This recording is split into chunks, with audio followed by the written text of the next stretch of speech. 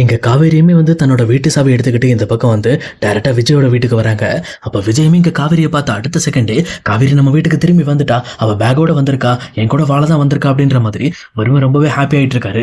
ஆனா தாத்தாவும் பாட்டியும் அந்த விஷயத்த தெளிவா புரிஞ்சுக்கிட்டு, இங்க பாரு விஜய் கொஞ்சம் அமைதியாரு, காவேரி என்ன நிலைமையில வந்திருக்கான்னு நமக்கு தெரியாது, ஒரு நிமிஷம் நில்லு அப்படின்ற மாதிரி இங்க விஜயை கொஞ்சம் காம் பண்றாங்க.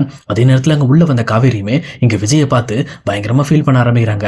சொல்லப்போனா தானும் விஜயும் ஒன்னா சேர்ந்து வாழ்ந்த விஷயங்கள்லாம் யோசிச்சு பார்த்துட்டு இதுக்கு மேல அது நடக்காது அப்படிங்கிற மாதிரி தான் மனசுக்குள்ள ஒரு கட்டுப்பாடையும் உண்டு பண்ணிட்டு இருக்காங்க. அதே நேரம் காவேரி பேக்கோட உள்ள வந்ததை பார்த்த ராகினியுமே என்ன இவ திரும்பி வரா, ஒருவேளை அவங்க அம்மா கிட்ட சண்டை போட்டுட்டு மறுபடியும் இங்க இந்த வீட்டுக்கு வந்துட்டாளா அப்படின்ற மாதிரி அவங்களுமே ஸ்டன் ஆகி இந்த பக்கம் காவேரியை பார்த்துட்டு இருக்காங்க.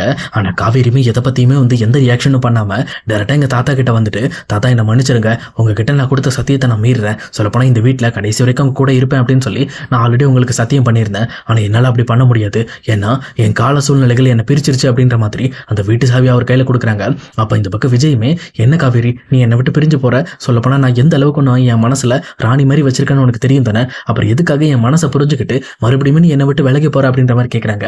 அப்ப காவேரியுமே இங்க பாருங்க விஜய், நீங்களும் நானும் ஒன்னா சேர்ந்து வாழணும்னு நம்ம ரெண்டு பேருக்கும் விருப்பம் இருக்கு, அதை நான் ஏத்துக்கிறேன். ஆனா எங்க அம்மா ரொம்பவே காயப்பட்டுட்டாங்க, நம்ம பண்ண விஷயத்தினால அவங்க ரொம்பவே ஹர்ட் ஆயிருக்காங்க. அதனால மறுபடியுமே என்னால அவங்களுக்கு எந்த ஒரு கஷ்டமும் வந்துடக்கூடாதுன்னு நினைக்கிறேன். அதுக்காக தான் அவங்க சொல்ற பேச்சை நான் கேட்கிறேன். இப்போதைக்கு என்ன மன்னிச்சிருங்க, இனிமேல் வந்து நம்ம ஒன்னா சேர்றது நடக்காத காரியம் அப்படின்ற மாதிரி சொல்லிட்டு காவேரியுமே அங்க பேக் எடுத்துட்டு வீட்டை விட்டு வெளியில போயிட்டு இருக்காங்க.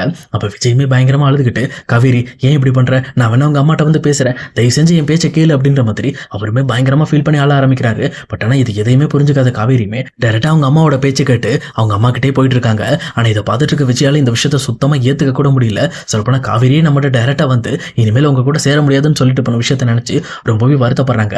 இன்னொரு பக்கம் அவருக்கு அவர் மேலே வருத்தம் ஜாஸ்தியா இருக்கு. ஏன்னா அவர் பண்ண ஒரு சில காரியங்கள்னால தான் இந்த பக்கம் காவேரியோட மனசு இந்த அளவுக்கு பாதிக்கப்பட்டிருக்கு. அது மட்டும் இல்லாம நம்ம கடைசி நிமிஷத்துல கொடைக்கானல் பிளான்ல தான் சம்பந்தம் இல்லாம இந்த பக்கம் காவேரியை பேக் பண்ணிட்டு வர சொன்னோம். ஆனா அவ உண்மையிலுமே அக்ரிமெண்ட் முடிஞ்சுதான் நம்ம அவளை போக சொல்றோம்னு நினைச்சிட்டு ரொம்பவே கஷ்டப்பட்டிருப்பாள் அப்படின்னு சொல்லி காவேரியோட இடத்துல இருந்து காவேரியோட கஷ்டத்தை பத்தி எல்லாம் யோசிச்சுக்கிட்டு இருக்காரு.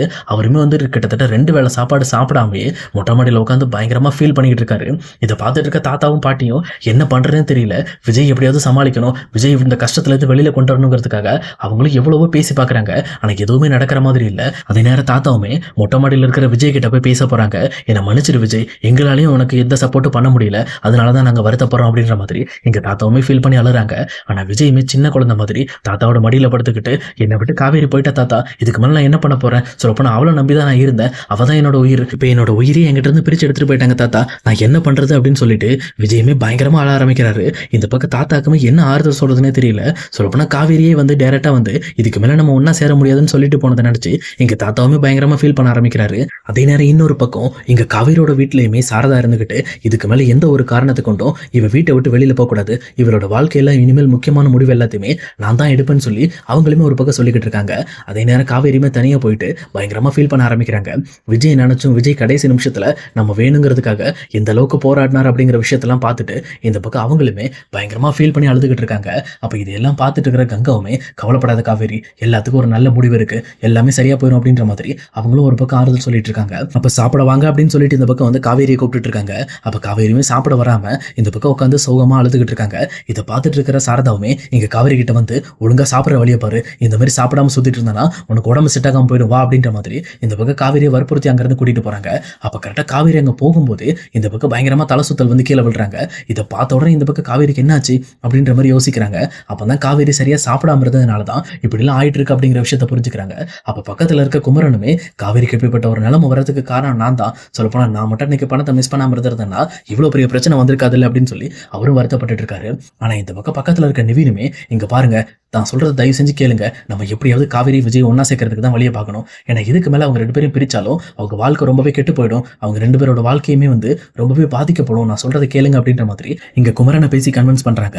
அதே நேரத்துல இன்னொரு பக்கம் இங்க விஜயுமே பயங்கரமா சரக்கு போட்டுட்டு அவருமே இதுக்கு மேல நான் காவேரி எல்லாம் இருக்க மாட்டேன், நான் காவேரி போய் கூட்டிட்டு வர போறேன்னு சொல்லிட்டு தன்னோட கார் எடுத்துட்டு இந்த பக்கம் காவேரியோட வீட்டுக்கு வராங்க.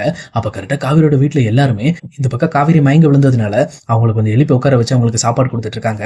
அப்ப இதை பார்த்துட்டு இருக்கிற விஜயுமே காவேரி ரொம்பவே நான் இல்லாம ஹர்ட் ஆயிட்டா, அவளை எப்படியாவது காப்பாத்தி என் கூட கூட்டிட்டு வந்துடணும் அப்படின்ற மாதிரி அவருமே ஒரு முடிவோட இந்த பக்கம் வந்து டைரக்டா இங்க சாரதா வீட்டுக்கு போறாங்க. அங்க போயிட்டு முதல்ல காவேரி என் கூட அனுப்புங்க, இந்த மாதிரி நீங்க தேவையெல்லாம் பண்ணிக்கிட்டு இருக்காதீங்க, அவ என்னோட ஒய்ஃப், எந்த ஒரு காரணத்தை கொண்டும் நாங்க பிரிஞ்சிருக்கணும்னு அவசியம் இல்லைன்ற மாதிரி சண்டை போடுறாங்க. ஆனா இதை பார்த்துட்டு இருக்க சாரதாவுமே கண்டிப்பா முடியவே முடியாது, காவேரி உங்ககிட்ட அனுப்ப முடியாது, இங்கேயும் வந்து நீங்க தொந்தரவு பண்ண ஆரம்பிச்சிட்டீங்களா, முதல்ல இங்க இருந்து போங்க, அப்படி இல்லை அப்படின்னா நாங்க போலீஸை கூப்பிடுவோம் அப்படின்ற மாதிரி அவங்களுமே பேச ஆரம்பிக்கிறாங்க. ஆனா நிவினுமே இங்க சாரதா கிட்ட, அத்தை நான் சொல்றதை முதல்ல தயவு செஞ்சு கேளுங்க, எப்படியாவது அவங்க ரெண்டு பேரையும் சேர்க்கறதுக்கு உண்டான வழியை பாருங்க, நீங்க அவசரப்படுறீங்க, நீங்க கோவப்பட்டு இங்க காவேரியோட வாழ்க்கை அழிக்கிறதுக்கு ட்ரை பண்றீங்க அப்படின்ற மாதிரி இங்க நிவினுமே பேசிட்டு இருக்காங்க.